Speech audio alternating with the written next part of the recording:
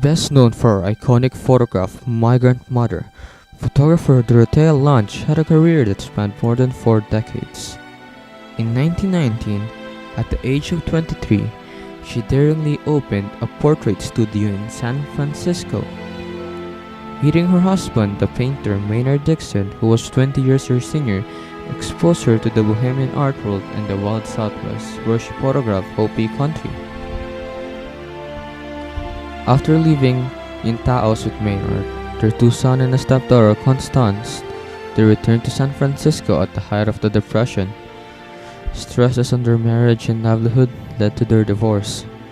With the advent of the Great Depression, Lange felt compelled to take her camera out on the street of San Francisco. The resulting photographs led to work with the Farm Security Administration as a documentary photographer. In 1935, Lange married Paul S. Taylor, an economics professor at the University of California with whom she worked with in the field. Taylor and Lange lived, loved, and worked together in an intense collaboration until her death in 1965. During World War II, Lange photographed the horrible dislocation and internment of the Japanese Americans. An early environmentalist, she photographed in the 50s what she called the New California, the massive changes and pressure on the Golden States. Her increasingly poor health led to short bursts of work doing photo essays for Life and Aperture magazines.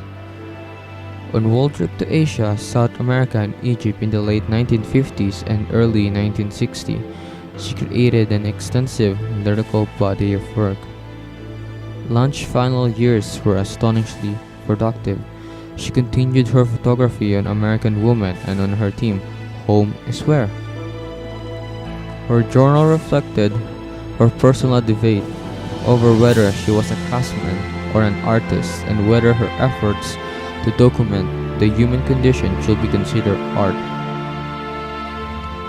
Her ultimate effort came when she was dying of an inoperable cancer of the esophagus.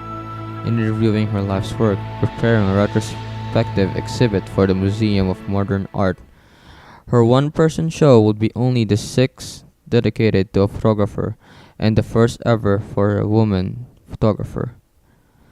Despite her painstaking work in selecting images for the exhibit, Lange would not live to see the final result.